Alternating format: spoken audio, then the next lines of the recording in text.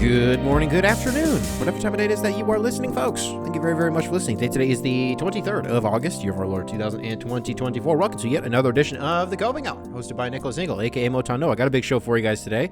You made it to Friday, right? Yep, Friday episode. Nice little Friday episode in the chamber for you guys. Send you off onto your weekend as efficiently as we can. We got some housekeeping that we're going to get to up top here. We got an email here from Vince. Vince, welcome to the show. copingoursubs@gmail.com, spelled phonetically. Email available in the description wherever it is that you listen to this program. Subject line, honorary merch review. Whoa, so we got some good news and some bad news here. Vince, what do you got for us? Hi, Nick. Just got my shirt. The logo in print came out really great. So absolutely no worries about that, for the logo with the triangle at least. In terms of fabric and stuff, it's standard ass Gildan tee, so nothing bad nor exceptional to report. But the print came out good. That's it. Now, you're probably like, Nick, you didn't put a picture of it on the screen. Vince did not send in a picture. We did specifically ask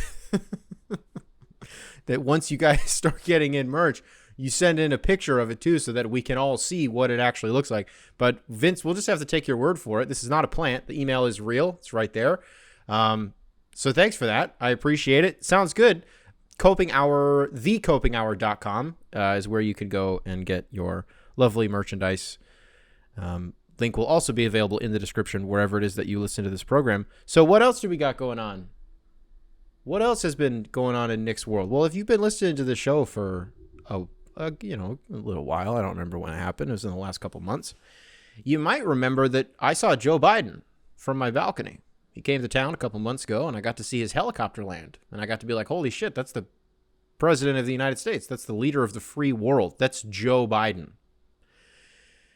Well, I don't know if you've seen this, and I don't know if you've heard about this, but the Democratic National Convention is currently happening in Chicago. I guess by the time that you're listening to this, it pretty much will have wrapped up. Kamala Harris set to give her address here in a couple hours. There's supposed to be a big secret surprise guest. People have hypothesized that it's Taylor. People have hypothesized that it's Beyonce. The latter seems more likely because Taylor is she's still on the Eras tour over in Europe. So I don't know. People, did you guys ever get into the weeds on the dude who was tracking her private jet? Because it's like public information. It's like of public record. And so he was just like, he would put out an update every time Taylor's plane was on the move. And then like her team sued him because he was also tracking, wasn't it the same guy who was doing the Elon shit? Where he was tracking Elon's jet, and then Elon kicked that dude off of Twitter. Jesus. Yeah, so hey, by the time you're listening to this, you know who the secret surprise guest was. I don't know. Oprah's been crushing it. Why don't I get to what I was actually trying to say here, for God's sake?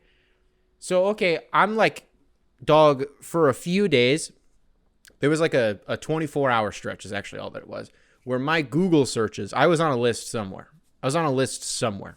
Because I just kept looking up Joe Biden's schedule and like the Air Force One tracker so that way I could know when they were actually landing in Chicago. And then once I knew that they landed at O'Hare, then they would be getting on a helicopter to come over to the landing zone, which is by where we live. So I'm like in the fucking weeds all day. I'm like, where is Joe Biden? I need to track Joe Biden. And so there's definitely some pings coming up on some FBI computers out there. But okay, so sure, man, eventually I see there's a time slot. There's like a 30-minute window where he might land at this landing zone that's near. All right, okay. Dog, I'm pacing back and forth. I'm going all over the fucking place because I'm like, I'm about to show my son the president of the United States. And we got a big, nice window right here. And Jacob, a.k.a. Rusty Buckets, and Rudy St. Clair, they know what I'm talking about. Nice big window. I can see any helicopters that are coming in my direction. As long as it's coming from the, not south. It can't come from the south. If it's coming anywhere from the northwest, I'm fucking, and guess what? That's where the airport is. So I'm like all day, I'm like, where's Joe? Where the fuck is he? And then I see these big ass military grade helicopters swooping, and they're little specks. I see them out there. I dropped everything that I was doing, and I went out onto the balcony, and I just watched them. And his like fucking security detail literally went, I have a video of it, I'm not going to play it, literally went right over our building, like 500 feet above it. And then Joe and Kamala followed. And so I'm looking at this helicopter landing. I don't know. It's probably like, I'm not good with distances, a half mile away. I got a good view of it. And I'm just like watching him, and I experienced the same feeling that I experienced the last time that I saw him. By the way, I keep saying I saw him. I did not. I saw the helicopter that he was in flying around and then landing. That's it. I just knew that the president of the United States was in the fucking helicopter. And it's the same thing I experienced before, where I don't care who it is. It could have been Donald Trump, right? And I still would have been like, oh, whoa. Well, okay, if it was Trump, I would only feel that way if he was the president. So if it was a couple of years ago, or if he gets reelected, there's a fun little mental exercise. If Trump wins, is that a reelection? Because obviously if Biden was running, him winning, sure, that's a reelection. He got reelected because he was already the president. But this would technically be a re-election for Trump. Anyways, that's semantics. I would still feel the same way because it's the president of the United States. Again, it's the leader of the free world and the power that person has. It's just weird to be an eye shot of them and to know that this powerful, influential person is with, they could be anywhere in the world right now, but I'm the one looking at them. Like, I'm not on TV. Like, you know what I mean? I don't need to keep diving into this. You guys get where I'm going. It was just really fucking cool. This is really, really cool. And getting to, like, hold up my, 4-month-old son and just, like, pressing his face up against the glass. Being like, look at Joe. Look at the fucking president. That's the president of the United States. Right there. He's literally right there. He's in your fucking backyard. So that was really, really cool. What's been going on with the DNC? What's that been like, living in the city? Well, I haven't left the house. I have not left the house once since it's actually come to town. A bunch of, a bunch of streets and shit have been cut off. And of course, there have been a bunch of demonstrators, I guess is what we can call them.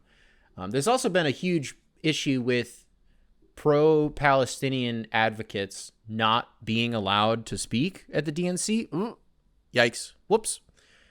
And so what has the assessment of it been so far? First of all, can we talk about the Steve Kerr thing for a second? Can we talk about Steve Kerr saying that it's time for Donald Trump to go night-night? Do you guys think that he had to consult Steph on that one? Do you think he had to get the green light and get the fucking okay? Because if I was, if it's 10 years ago and I'm Eric Spoelstra, and pretend that Trump was running in like 2016. I'm sorry, in 2014, right?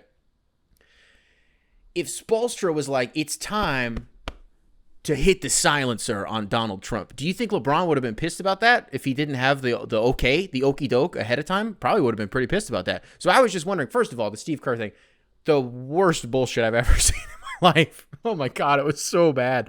My brother sent me the video of it, and he sends me the clip, and he's like, all he says is, "Oh no," and I was like, "What the fuck is this?" I didn't know Steve was slated to speak. It does make a lot of sense though. If you had to pick an NBA coach to speak at the Democratic National Convention, it's Steve Kerr or it's Greg Popovich. But Steve Kerr is the sexy pick right now, right? Guy just won a fucking gold medal for the United States of America. Ever fucking heard of it? The US of A? What the fuck is a kilometer? Time to tell Donald Trump night. Jesus, that was brutal. But my biggest observation of it has been this. It's funny to me that it's the same group of people who are like, anybody who votes for Trump, you're in a cult. You're a fucking cult member. You're so fucking, the brain rot is so real, like it's over for you. Those are the same people. I watched them give Hillary Clinton a standing ovation, and they would not let her speak for 2.5 minutes. And Hillary kept having to be like, all right, okay, thanks. They just would not stop fucking going nuts. You would think they were looking at fucking Ed Sullivan. Oh, shit, I ruined that. You would have thought that she was fucking the Beatles playing the Ed Sullivan show with the way that these people were going crazy. I'm like, it's Hillary Clinton. Who do you think just walked out on stage? It's Hillary fucking Clinton. And these people are losing their minds. So it was great. But the Republicans are in a cult. But I will say, just to give the DNC some credit, especially as it relates to the Republican National Convention that happened in Milwaukee just like a month ago, which, by the way, if you didn't see, when the RNC went to Milwaukee, Grindr crashed. Nobody could get on Grindr for like a day or two. I'm just saying, the Democratic National Convention came to Chicago, and Grindr, from the reports that I don't have any direct consultants on this. It hasn't crashed. I haven't seen anything about Grindr crashing, so there's something to chew on there. But let's steer this back in the right direction. Here's what I was going to say. I respect that the DNC has been more about everybody. Whereas the Republican National Convention was literally just like, let's talk about Donald Trump for 4 days for 6 hours in a row. Everybody that comes up here, it's all about Donald Trump. It's all about Donald Trump. It's all about Donald Trump. And then the DNC has actually the spectacle is the same in the way that like the RNC wheels out Kid Rock and like all this bullshit. And then the DNC is like, Lil Jon. How about Lil Jon? How's that sound? And it's like, so what is this? Because didn't these national conventions used to be... I don't know a lot about politics. I know I talk about a lot on this show, but the truth is that I don't know that much. And so you guys send me really informative shit all the time that I genuinely appreciate. So here's something else that you guys can educate me on. I'm confused when these national conventions stopped being about picking a nominee and like actually being like, okay, you guys, you have our endorsement and this is who we're going to pick. And then instead it just turned into like a media blitz for 4 days where we get to like wheel around our candidate that we already picked, by the way, And that even if they hadn't won the primary, somehow we would have fucking shoehorned them in and all these fucking lobbyists and all that. Okay, so sure. But now, again, it is literally just like a circle jerk for 4 days about each respective party. And it's weird because structurally they are the same. But it was the content of it. And so then it's like, how could, you watch the DNC and even if it is like pretty fucking cringe a lot of the time, the sentiment of it is right. And it is good. And it's a step in the right direction from like the political landscape purgatory that I think, we've sort of slipped into in the last 8 years. It did feel very refreshing. And so then there's the part of you that's like, how could a Republican, like a staunch Republican, what's the opposite of never Trump? Always Trump, like Trump King. Those people, how could they watch the Democratic National Convention and not see that the pitch here is unity and it is America? Well, it's because the shit that they're going to watch is just the spark notes that Fox News pumps out. You know what I mean? It's like going to be the shit that Sean Hannity's like, did you see how many gay people were at the Democratic National Convention? Are they trying to steal? I don't know. Fucking whatever they're saying over there. That's the best thing about Tucker Carlson leaving Fox News, or however that relationship ended, is that the programming for Fox is like all out of whack now. You don't hear from Laura Ingraham. You don't hear from Sean Hannity. And then my girlfriend and I, we were just talking about the other day, Tommy Lauren. You guys remember her? What the fuck happened? America just got bored of her, I guess. Conservatives, they just moved on to like the next 30-year-old blonde woman who like spews a bunch of racist shit. They just moved on to the next one. Actually, they did. It's Kellyanne Conway. Holy shit. No, that is literally what happened. That is literally exactly what happened. Wow. Okay. So yeah, it's been cool. I don't, it hasn't done a ton to convince me that like, we don't need to do this again. We don't need to do this again. But it's been something to watch. So, okay, ladies and gentlemen, what do you say we jump into another email? Well, no, actually, I'm crazy. We cannot jump into another email because I forgot. I got one extra thing that I wanted to say to you guys before we jump into the actual meat and potatoes of this episode. Holy shit, Leicester actually drew against Tottenham. Oh my God, what a match. Oh my God. Oh my God. Oh, I said we weren't going to talk about it a ton and we're not. But Jamie Vardy, King, that goal, and so Leicester plays 45 minutes where you're like, are we sure they're in the Premier League? Are we fucking? They were bad. Like it was really, really bad. And so you get in a game like that where your back's, you're on the ropes, your back's against the wall, and it's like, if you're Leicester, it's like ball control and efficiency, and they didn't really do a good job of, I guess, defensive efficiency. They were good, right? There was the one goal from not Pedro Pascal. What the fuck is that guy's name? Also, James Madison got bitched a few times. And you know what I've learned from the Leicester subreddit and like me is there's a disconnect on like the James Madison discourse where I guess I'm the only one who doesn't like him and like actually has disdain in my heart for the fact that he transferred and like he's gone. He doesn't play for Leicester. Oh, I guess people don't actually care about that at all. I guess it is actually just me. Oh, okay. Super electric though. And when Vardy knocked that one in, I think my son was asleep. And so I'm like, I'm fucking pounding my chest, but like silently, and I'm screaming like silently, like I'm doing the act of screaming, but I just fucking, it was awesome. It was electric. It's probably the best outcome that you could have hoped for. They were never going to win that game. Leicester was never going to win that game, but to come out of it with the draw and like make you kind of think like, could they finish the year with like 30 points? That would be a shock. That would be a shock if they did. So, okay, shout out to Leicester. Let's actually jump into the meat and potatoes of today's episode. So on the shoot around the other day, we did a draft. We did a draft of all of the NBA players that we're not so sure about. And like are maybe kind of going into like a make or break year, and like just overall, you're just not sure about them. You know, people talk about them, and you know, whoever it is, you're just like, I'm just not sure that they're actually, like, I don't know. And I don't want to spoil everything and, you know, who I picked in that draft. So I won't go check it out on over on Also Rusty Buckets. But it did kind of get the gears spinning, because at the end of the day, man, it's off season. It's the off season. Got to do some off season content. We got to get in the weeds and do some weird shit. So I wanted to throw together a semi-comprehensive list of NBA players who I think are going to bomb this year, who I think are going to have a sort of regression and like a, what happened to you? What happened to this guy? Where by the, 8 months from now, 9 months from now, we're looking at Basketball Reference and we're like, they were bad this year? What the fuck happened? I wanted to throw together a bunch of those guys. Now, an important stipulation up top. All of the players that I'm going to name, in this moment, I do believe it. But 3 months from now, I might not. This is honestly a snapshot of the off-season brain of me. All right, so let's jump into the list. The low-hanging fruit of players who are going to bomb and have a down year next year. The low-hanging fruit, the easy thing to say, the layup is Jamal Murray. Because the most fun thing to do right now is shit on him for how bad he was for Team Canada. And then Kroenke, the president, came out. He was doing he was golfing.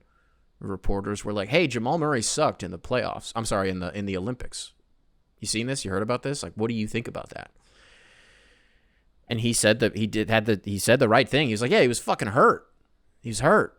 Like it was a far cry from him putting up a triple double in the damn NBA finals. Like, but he wanted to win a medal for his country, and he still went out there and he still did that shit just because like it didn't work. You know what I mean? How many times do we see a player go out there with as hurt as Jamal Murray would have been and like put up numbies? Happens all the time, and we call that dude a dog. But just because Jamal Murray sucked, which now he's like a bitch, he's not good. I don't know. And we could do the thing where we talk about Denver and how they've kind of gotten lapped, and like, are we sure that they are still like actually trying? Because it doesn't really feel like they're maximizing Nikola Jokic. It feels like they're kind of falling behind a little bit. You know, you let guys like, Kentavious Caldwell-Pope go, and you're just kind of like, so you guys already couldn't shoot threes, and like, what's gonna, so there's a world where it's actually the opposite, and Jamal Murray goes nuclear. So I'm not putting him on the list. I was sort of highlighting him as this is what you think I'm gonna say, but I'm not saying it. I did spend 2 minutes saying it, but I was not saying that. So let's jump into the first one that I actually believe. Paul George. I think there might be a non-zero chance that Paul George might stink a little bit this year. And it is also worth asking this question because I've been chewing on this all day and I haven't actually looked back at any rosters. I've really tried to trust myself to think about this critically. I was thinking about the Sixers roster and I was like, has Daryl Morey ever had a guy like Paul George before? Because I'm trying to think of like all of the like initiating wings and forwards that he's had. And I was like, I don't even, like Chandler Parsons didn't initiate, but like he could score, I guess. He could shoot threes, but like not at all three levels the way that he couldn't score at all three levels the way that Paul George can. And then after that, I was like, well, because James Harden's boys were Chris Paul, PJ Tucker, and like fucking Clint Capella. I'm not putting Clint Capella in there. So who else would there be? Like,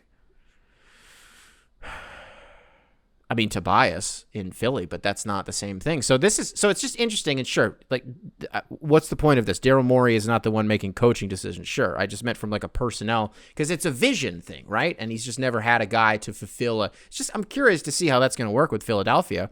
And I just wonder if there's a world where it doesn't literally at all. And I don't really like doing the too many mouths to feed thing. I think we might end up doing it a few times in this segment. But it does feel like it could get kind of weird. I mean, you saw Chet Holmgren put Podcast P on the spot on his own damn show the other day when he was like, all right, crunch time, who's getting the last shot? You or Joel? And he was like, so he took the diplomatic route and was like, it's Nick Nurse's decision. I talk about, has Daryl Morey ever had a Paul George type of player on his team? Has Nick Nurse? He had Kawhi. It's not like a Paul George-esque, but you know what I mean. Like it's not really the same thing at all. You guys get what I'm saying. And was there anybody that played under him in Europe? He's coaching in England, I think. This is a fun little mental exercise. And it's not even like a durability thing with Paul George. He's played 74 games last year. That's nuts. He was an all-star last year? I don't remember that at all. I don't remember Paul George being an all-star. All-star the last 2 years. Yeah, I don't know. It's just it just doesn't feel right. It just doesn't feel right that Paul George is going to go out next year and put up 22 again. But the day that Paul George scores under 20 points a game for an entire season, that's going to be sad. That's going to be sad. I think we're a few years away from it, to be fair, but that's going to bum me out a lot when it's over for Paul George. So, all right, let's move on to the next one. Can I cheat a little bit? Can I cheat? I just wrote someone on the Celtics because there are so many names to pick here. The easy thing that you want to talk about low-hanging fruits and Jamal Murray. Well, the easy thing here would be to say, usually an NBA team wins a championship and the rest of the summer is almost used as like a victory lap for them. And it's like only good PR. It's like only good. The shit that you hear about them is like only good. And everybody wants to talk about how fucking awesome these players are and how fun this team is.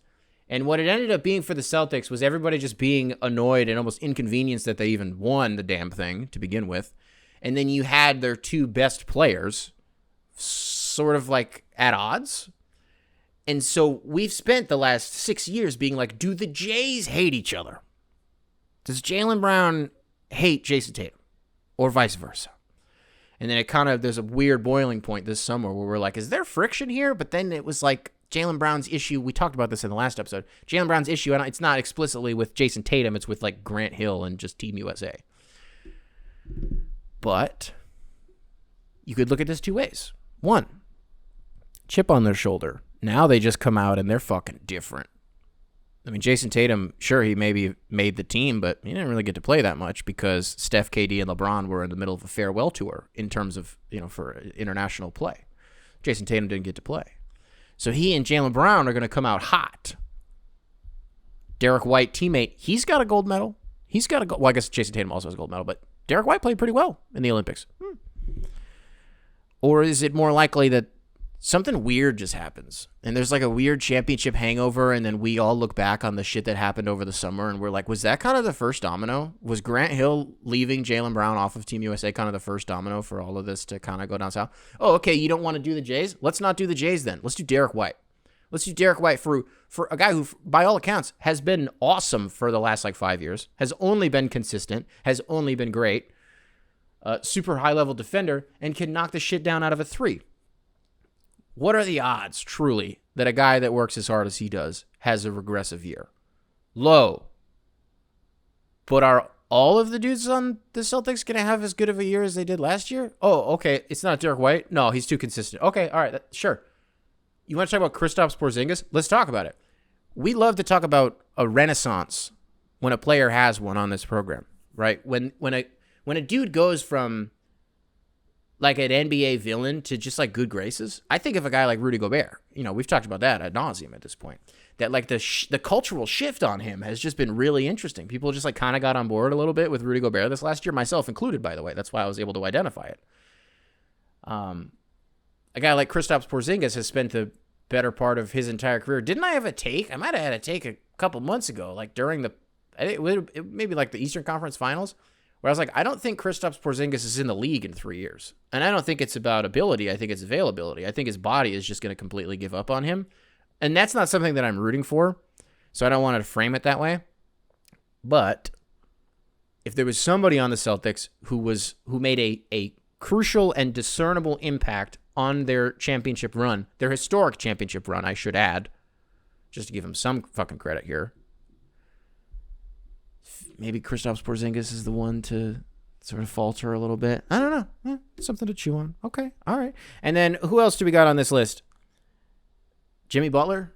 I don't know. Did you guys see that Jimmy Butler and like a YouTuber have to pay $300 and some odd $1,000 because they were scamming people with like crypto? I think I got a little something here that I could pull up actually from this. Oh, actually, well, a separate news article. This is unrelated. This is Kwame Brown.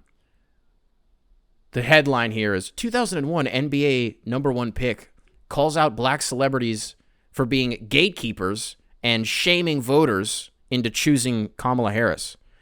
The worst part about it is some of the shit he said was actually kind of real, and it's of course not going to load, so now it's just going to look like I was about to say some insane shit, and it's just not going to load. It's crazy. It's not loading. I'm showing you on the thing. It's not. I'm hitting refresh. It's not loading. There's nothing I can do about that. Kwame Brown, sorry that I was not able to read that. Fuck, how did I get here? Oh, yeah. Jimmy Butler is a crypto scammer. Yeah, so this one comes into us from the Miami Herald, and this fucking isn't loading either. Can I read a goddamn story on the show? I was actually prepared, and I had these tabs open, and then I go to open them, and my phone is like, I don't know how to work. The fucking DNC, all these fucking libs taking up all of my 5G. Okay, I guess I'll just have to do my riff that I was going to do and not talk about the fact that Jimmy Butler scammed a bunch of people out of fucking, I don't know how much the coin was going for, tokens, all that bullshit. But yeah, they had to pay like $340,000 because he's a dumbass. That's too bad. Jimmy Butler effectively in a contract year. You just wonder for a dude who has kind of slogged his way through the regular season for the last fucking forever. And then as soon as it's like the end of April or the beginning of May, he's like, oh yeah, I'm a capital B basketball player. Bolded, italicized, underlined. Like nobody can fuck with me. It's just not cute when you wait that long to do it and you suck for the entire year. Or you suck for the entire year and then it's actually time for Jimmy Butler to be Jimmy Butler and you get hurt against the Sixers in the play-in game. That sucked so bad. What sucked worse? Jimmy getting hurt in the play-in or Zion getting hurt in the play-in? The Zion thing. Like all me being a hater bullshit aside, Zion getting hurt against the Lakers sucked a lot because it felt like it was it didn't feel like it was real life the first time that we got to see Zion Williamson play in a meaningful game in the NBA. You know how meaningful it was. It's a playoff berth on the line, by the way, so it's not nothing. And he's going berserk. He's doing like Zion shit where you watch him and you're like, I don't understand physically how somebody's supposed to stop like the inertia of this guy moving. And then he just like gets hurt. He like goes up and it's like seemingly a non-contact injury. He just kind of like, I don't remember if it was when he launched or if it was when he landed that he tweaked something. That sucked. That felt really bad. I don't know. There have been some rumors out there that Jimmy wants to, well, I guess they were that he wants to go to Philly, and then Daryl Morey was like, actually, you suck, and I hate you, and I don't want you here. What would I do if Jimmy Butler knocked on my door right now? Honestly, I'd fold. I'd be like, you're a good dude. You're a good dude. It's 100% one of the... No, because I think he would have fun with it. So I think I could be honest with him and just be like, I just think you're not nice. But in a way that like isn't charming. I just think you're an asshole. And you don't win anything, ever. At all. Oh, but he's been to the finals twice. Yeah? I don't want to do this because I don't actually mean this part of it. Yeah, Jimmy Butler, I don't know. I just feel like he's going to have a bad year at some point. It might as well be this next year. I don't know about this next one, but let's talk about it. Kawhi? What do you guys think about that? Kawhi Leonard maybe having a bit of a down year for the Celtics this year. I'm sorry, for the Clippers this year. Doesn't really feel like the most fair time to say it, considering he was the most durable he's ever been a year ago. Second most games that he's ever played in his career at age 32. Played 68, started all 68 last year for the Clippers on 52, 41, and 88 splits. Whoa. Kawhi was 2% away from a 50-40-90 season.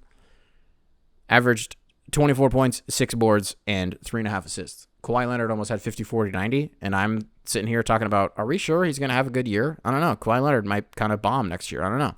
Well, the only reasoning that I have is just that, Clippers kind of lost their identity again while that's not the right way to put it.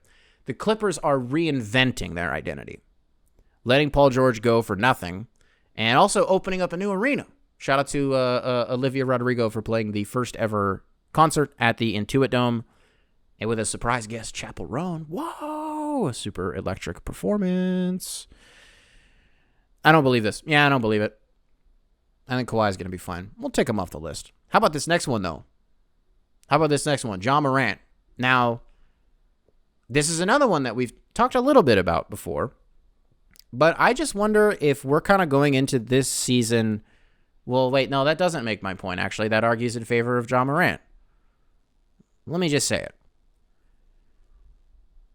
So this season, we're looking at a team in the NFL, the Cincinnati Bengals. And we're kind of forgetting about them because Joe Burrow just didn't play last year. We just didn't get to see him play. He was hurt for most of the season, and it's just easier to forget how good he was and the fact that he was in a fucking Super Bowl a year and a half ago. Right? Damn near won that thing too, by the way.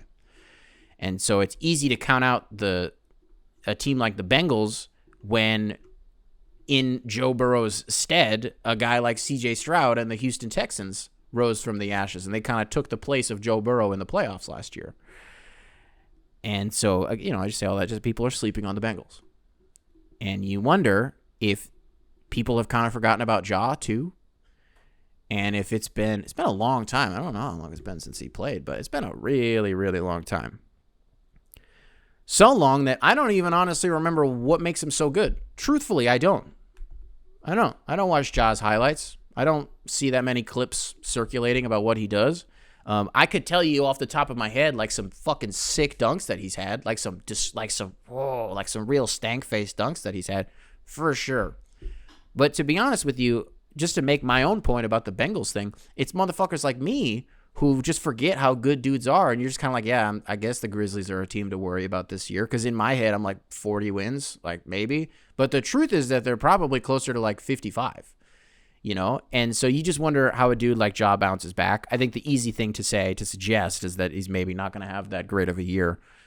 No, I'm sorry. It's easier to suggest that he is going to have a pretty good year because he's Ja Morant and he's an all-star. But I don't know. That's it. I just don't know. Sometimes it's just a vibes thing. You just don't know. The discourse of, would you rather have Zion Williamson or Ja Morant? That's pretty much dissipated. You don't really hear people talk about that one as much anymore, which is maybe for good reason. I was kind of boring. And then finally, bringing up the rear here, I wrote down two names because I haven't figured out which one I believe. I wrote either De'Aaron Fox or DeMar DeRozan. And what I said earlier about, I don't like to do the too many mouths to feed thing. Yeah, this is kind of where I mean it. Because as much as I love, truthfully, let me say this first. I think about the fact that DeMar DeRozan is on the fucking Kings a lot. I was maybe about an hour ago, I was sitting on the couch and I was looking outside. And I looked down at the couch cushion next to me, and I thought to myself, the Sacramento Kings might win 57 games this year now that DeMar DeRozan is on the team. I don't know if it's like a colors thing, like if I'm just really excited to see him like in the uniforms or like maybe just on a new team. I don't know if it's just I don't know what it is about this because it's not really the fit. It's like they're going to score a lot, but like it's not really a fit thing because I don't really get it. Because a guy like DeMar DeRozan, it's like the ISO, spin move, 15-footer between the eyes on one leg. But like all Sacramento does, all of the points that they scored are predicated on like 6 high screens that Sabonis set. And how many times a guy like De'Aaron Fox or a guy like Malik Monk or hell, even like Keegan Murray can bounce off of that screen. And so when you add... like, okay, so it's the pecking order, not in order, just these guys. You have De'Aaron Fox, you have Domantas Sabonis, you have DeMar DeRozan. This is the 3 20-point-per-game scorers right there. And then you have Malik Monk, who, had he not gotten hurt, may have won 6th Man of the Year. I don't remember the timeline on that. I think the votes may have already been in by the time he got... I don't know if that's true. I don't think that's true. It doesn't matter. It doesn't. I'm maybe thinking of Kevin Huerter. It literally does not matter. Okay, then you also have a guy like Keegan Murray. I don't know. I just feel like, especially with DeMar being, he's going to be 35 this year. De'Aaron coming off of, also played a shit ton of games last year. DeMar DeRozan played a shit ton of games last year and has his entire career. I don't think he's ever played like less than 50. And if he has, it's been like maybe once or twice. Like he plays games. He's durable. And then you have a guy like De'Aaron Fox who's coming off of a season where I don't know where he finished at numbers-wise, but I would have to imagine it's the single best three-point shooting season that he's ever had in his life. And I just don't know. Something about it. It's a vibe. I don't know. I don't feel that good about it.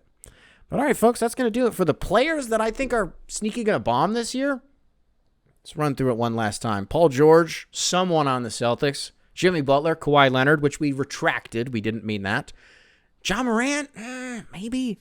And then either De'Aaron Fox or DeMar DeRozan. By the way, the low-hanging fruit was Jamal Murray. So here's what the problem is that I'm running into in real time. I straight up can't open the email at all. I don't really know what to do about this. So I can't read your guys' emails because I'm sitting here and it's not, I'm showing you the screen. If you're not watching the video, I'm showing you guys the screen. It's just not, I can't do anything. I've turned off the Wi-Fi and I've used data and I turned the Wi-Fi back on. I can't. So I guess I'm like, this is me panicking. I'm like trying to figure out how I'm going to do the rest of the show. I could just pause it and then just see if I can figure it out in the meantime.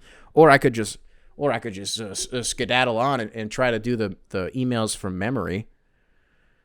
We did actually get one right before the show started. God, I'm freaking out right now. How am I supposed to do this? All right. I have to be Malika Andrews calling an earthquake. Just chill, bro. Just talk through it. We actually got an email. I read it immediately before we started, and it said 0 minutes ago. So I opened it as the guy sent it in. Unfortunately, I don't remember your name. I won't be able to give you proper credit for this because I just can't open the email. But Guy, this one's for you. So the genesis of it was like, hey, guys who play their entire career with one team, kind of a lost art. No. He was like, so who are some NBA players that, current guys that you think are going to play with that one team for the rest of their career? Which I think is a fun question, fun little off-season question. The first thing I would say is, do you just wonder if this one team for your whole career thing has been sort of mythologized in a way that isn't actually... It's like ostensibly real, but when you go back in history, like not that many guys played for the guys, the top 75 guys played for one team their entire career. It's not that common, actually. It's not that common at all, ever. It's not even like a new thing. Because if you go back, Larry and Magic, for sure. But you go back to the Bulls and it's like Michael didn't even do that. Scotty didn't do that. Horace didn't do that. Steve Kerr didn't do that. Rodman didn't do that. Sure, Tim Duncan did it. The Admiral did it. Kobe did it, for sure. For sure. And matter of fact, speaking of the Spurs and, Tim Duncan and David Robinson, you want to talk about guys who I think are currently in the NBA, who I think that guy's a lifer, for sure. I would be shocked if Victor Wembanyama is not a Spur for the rest of his career. I would be shocked. That would be crazy. And then you look around. I do think it's not that many guys. It's not that many guys. Giannis will be a Buck for the rest of his career as long as the ownership doesn't change hands. And then if they do end up, keep John Horst forever, because it's the combination of the front office and ownership that has kept Giannis in place. Because any fucking time that you see Giannis take out these New York Times or these major profiles where there's always a quote, there's always a little quote where he's like, yeah, I don't know. I will be here until I'm not. And until Milwaukee shows me that they're not trying anymore, I will be here. Every single time Giannis has come out with one of those quotes, the Bucks have made a drastic move. The first time it happened was Drew Holiday. And then he started doing it again last summer. And who did they go get? Right. Oh, right. That guy. Right. So I think that the infrastructure is in place for Giannis to stay there for the rest of his career. The money certainly will be too. I can't even imagine what the extension he's going to be available for. Available for? The extension that he'll be, eligible for the next time that his contract is up. So he's on there. Anthony Edwards? Maybe. Maybe. I could see that. Yeah. I don't know, though. Maybe. I don't know. Shai Gilgeous-Alexander? I could just because he's super low-key and reserved, and usually those are the kinds of dudes who stick around for an entire career. So, yeah, maybe. I was about to say Jalen Brunson with the Knicks. Damn, that's too bad. Can't do that. If Jalen Brunson, well, I can just say it that way. I think he'll be a Knick for the rest of his career, but I don't think that's really what you're saying here. What about the Jays? Tatum, yes. Brown, no. Yeah. Oh, that's right. Another part of the question was, at this point, it looks like Steph is going to play his whole career as a Warrior too. Do I want to throw Draymond in there? No, I don't think he's going to finish his career there. Whether it's through virtue of trade or something on the market, I don't know what it's going to be. But his ass he's not going to be there forever. Book, nah. Devin Booker's gone too. Devin Booker's gone. LaMelo, what do you guys think about that? LaMelo, no. No, I don't believe that for a second. What was I about to say? Oh, right. So he's like, okay, so Steph is probably going to be a Warrior for the rest of his career, however many years left we have of that. He's like, would you rather that be the outcome, or do you want him to go team up with LeBron? At the risk of sounding like I'm telling people how to feel, I don't think people want Steph and LeBron to be on the same team nearly as bad as they think that they do. And I think that Team USA basketball, what we just got was the snapshot that will keep you fed for the rest of your life. Because two things will happen if they somehow end up teaming up, which I don't think is going to happen. One, everybody is going to shit on it immediately and act like they didn't all clamor for it, which they certainly are. B, or two, whichever format of this we're doing, they would suck. Truth be told, they would be bad. That team, I don't think, would be very good. Whatever supporting cast they were able to throw together, I don't know, man. You do wonder if there would be... No. There's no way to make that work. Because even if you went into free agency, like you would... There are too many layers to this, and I don't know if it's worth discussing all of them. But one layer of it is it's like, okay, you can go into free agency with Steph and LeBron all you want, but if you only have... They would suck. I'm not entertaining this. I don't want it. And I think, honestly, in a lot of ways, it would tarnish... Man, I'm saying a lot of shit. Halfway saying a lot of shit that I don't mean today, but this is the point of the show. Sometimes you just got to say it out loud. And as soon as it starts to come out, you say to yourself, that's not a good take. That's a bad take. It's a really bad take. Let's see if the email will give me a refresh here. But just in case it doesn't, I'll start to set the stage for this next one. It's not doing anything. I don't know. Okay, I'll just have to restart my phone. I don't know what the fuck is going on with that. So the other email we got was a dude who was a San Diego Chargers fan, and then they moved in 2017 to Los Angeles, and he stopped being a Chargers fan. Not only did he stop being a Chargers fan, but he stopped being an NFL fan. But now he wants to get back in the mix. He's like, I miss football, man. I'm jonesing for some fucking football. But he doesn't want to root for Los Angeles. And then his other problem was like, I could root for the Niners, but it feels lame to like get in on the bandwagon now when they're on the doorstep of a championship. And I just want to say to everybody out there who sends in emails being like, oh, what team should I root for? Or like, is it okay if I root for a different team? Do that shit, please. Please do it. You are watching sports so that you can have fun. You're watching sports in your leisure time, like when you're off of work or you're home from school or like whatever, right?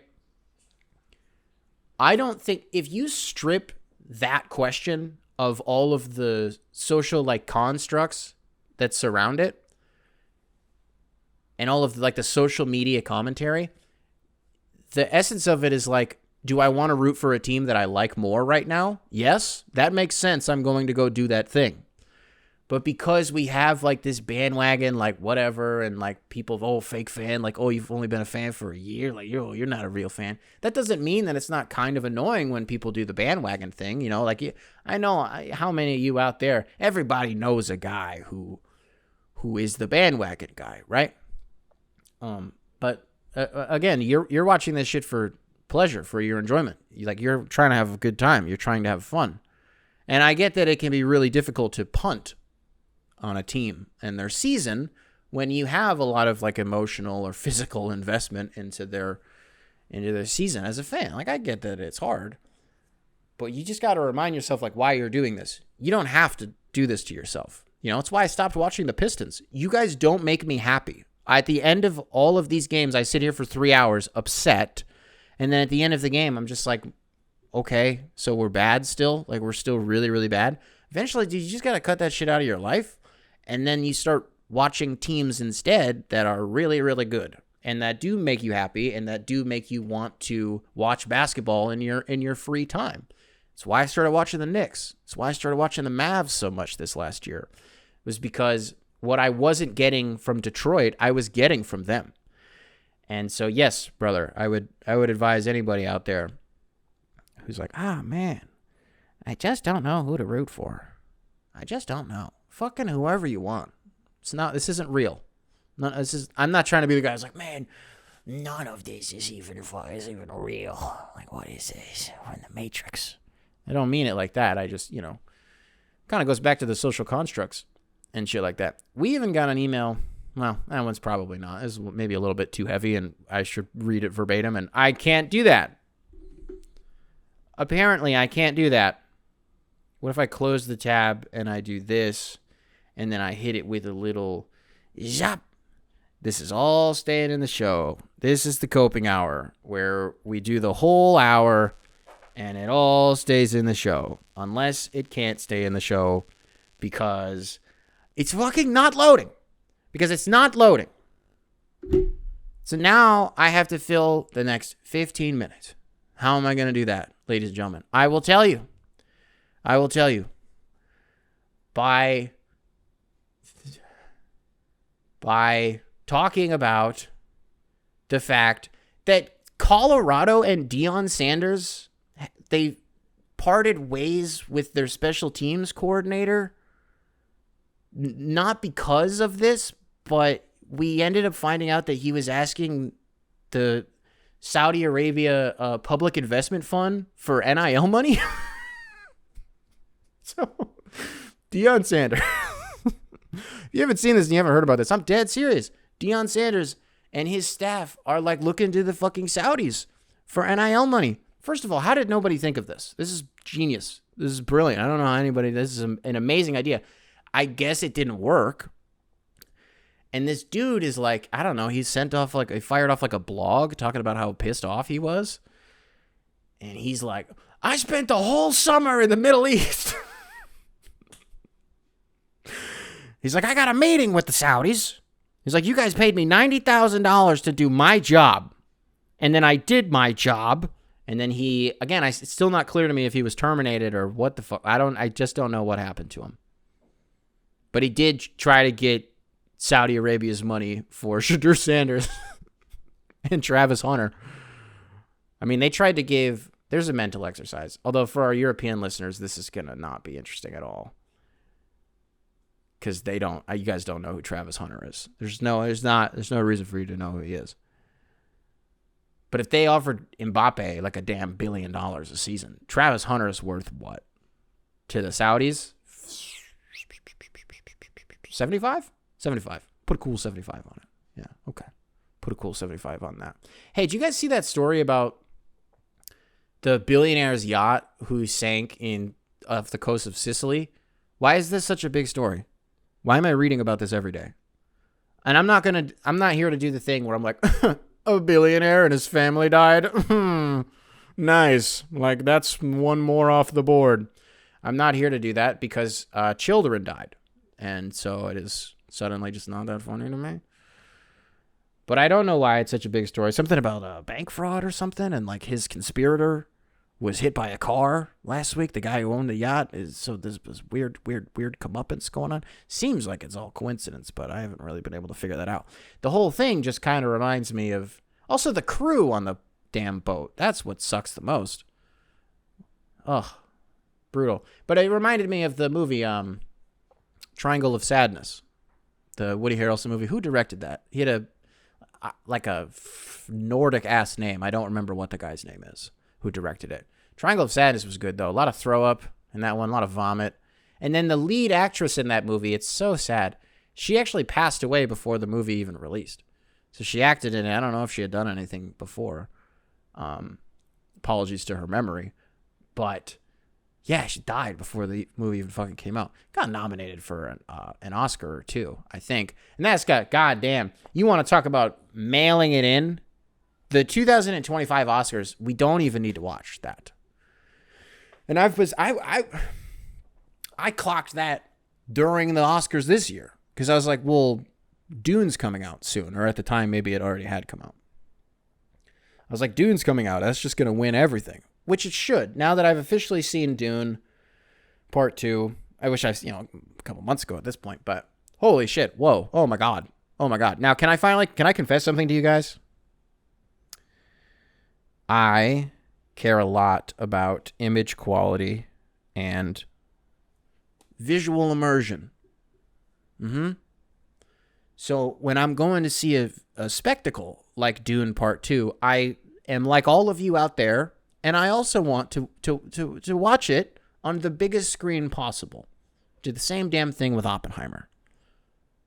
But I gotta tell you, I did not watch Dune Part 2 in an IMAX theater. I didn't even watch it in a regular theater. I watched it on my phone. And I felt really, really bad doing it the whole time because I was just imagining. I was like, man, if this image was like blown up and projected in like 35 millimeter print, I was like, oh, this would look so good. But the tech involved in that movie, it's just, there's not a word to describe it other than spectacle. And so when you go into the Oscars, like, sure, it's going to deserve everything. And what the hell is going on with Megalopolis? The movie with damn Shia LaBeouf and Adam Driver, the Francis Ford Coppola movie. Every time you hear something about this movie, it's either... Well, there's a lot of shit that you hear about this movie, actually, because there's kind of a lot to unpack with it.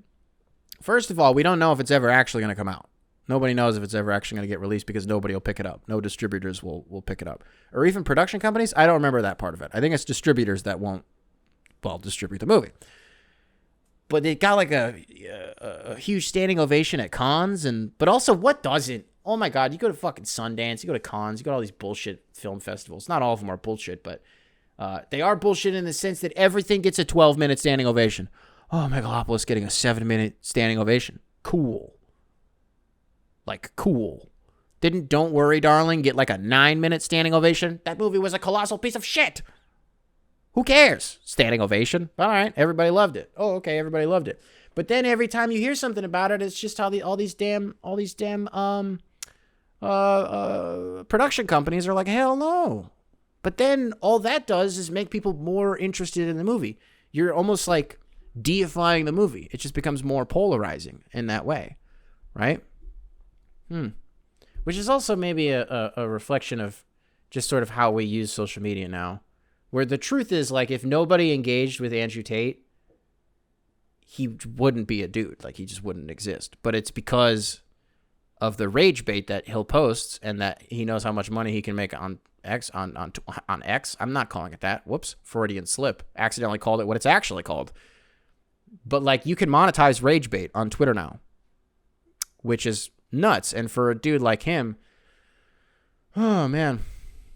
You just wonder, at the risk of sounding like a boomer,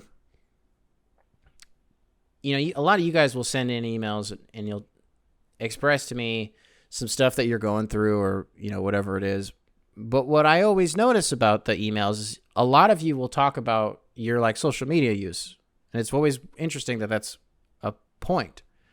Because I'm like, yeah, man, like, when you spend so much time...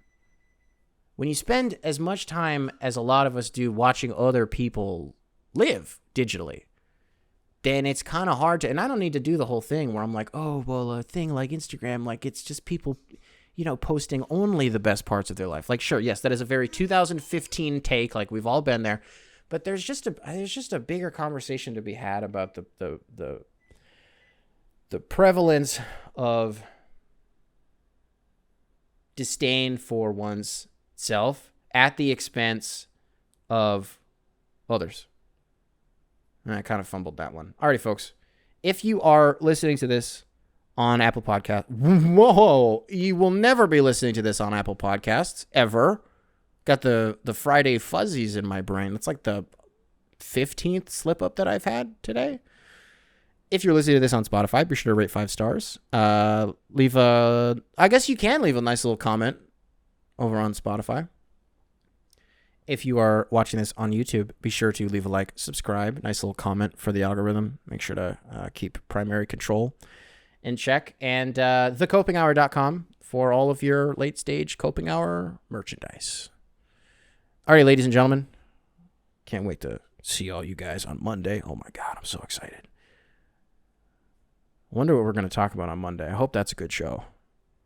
If Monday is a bad show, this is a little secret for all the people who made it to the end of the episode. If Monday is a bad show, I will hold myself accountable. That's what I will do. Damn it.